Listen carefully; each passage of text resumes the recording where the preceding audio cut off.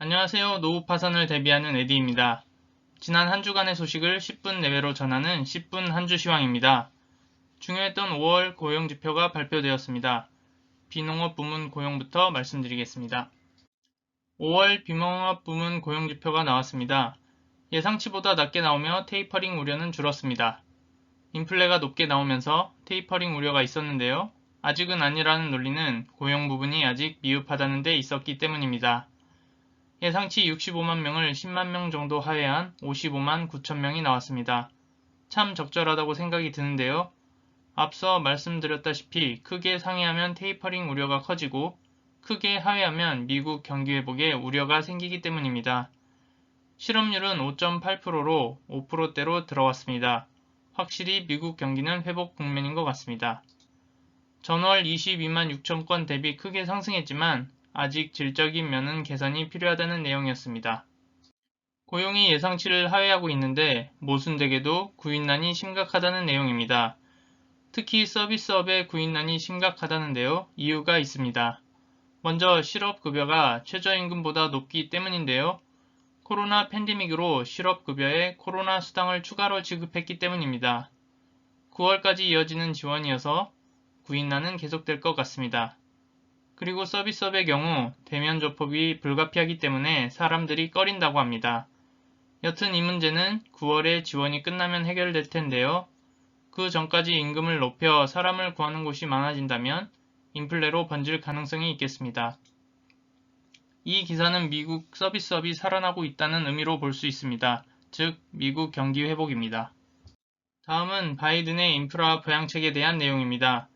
공화당의 협상안을 제시했는데요. 증시에 큰 악재로 작용할 내용이었던 법인세 28% 인상안을 처리한다는 내용입니다.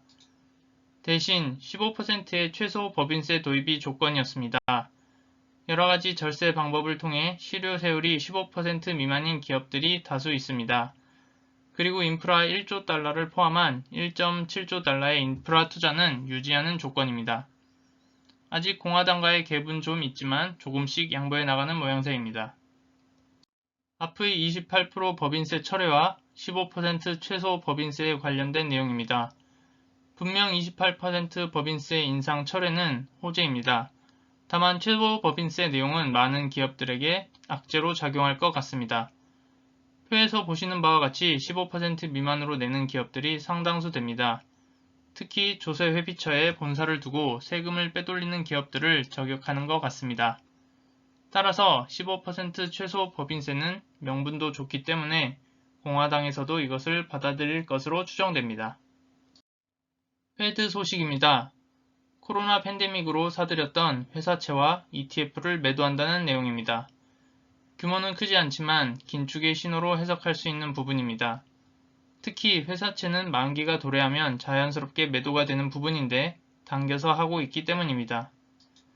그래도 여전히 테이퍼링에서 금리 인상으로 이어지는 시장의 컨센서스에 맞게 패드는 행동하고 있다고 보여집니다. 8월 잭슨홀 미팅에 가장 중요하겠습니다. 다음은 밈 주식의 폭등 소식입니다. 게임스탑의 폭등을 AMC가 재현하고 있습니다. 등락이 매우 심하지만 지난 한 달간 5배가 상승했습니다. 밈 주식으로 갑자기 자금이 몰린 이유는 유동성이 너무 많이 풀린 상황, 변동성이 큰 가상화폐가 하락 후 횡보한다는 점, 정상적인 주식시장이 횡보하고 있다는 점이 가장 큰 이유입니다. 밈 주식의 대상은 공매도가 집중된 소형주인데요. 온라인 커뮤니티에서 대상을 찍으면 매수하는 식입니다. 그렇게 가격을 올리다 보면 공매도 세력의 숏 스퀴즈로 주식 가격이 급상승하게 되는데 그걸 노린 투자로 볼 수 있습니다. 밈 주식의 시발점은 게임스탑이었습니다. 공매도의 좋은 기능은 거품을 걷어내는 것에 있습니다. 그렇게 잘 활용하면 되는데 공매도 세력이 공매도 친 후 영상으로 비아냥거리며 공매도를 밝혔습니다.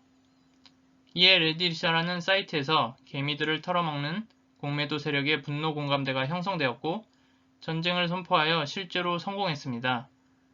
왼쪽 표에서 보시면 한국 투자자들도 많이 들어가 있는 것을 볼 수 있습니다. 저는 겁이 많아서 구경만 하고 있는데요. 부디 공매도 세력을 잘 털어먹고 금이환영하시길 빌겠습니다. 마지막으로 테슬라 소식입니다. 짧게 넘어가겠습니다.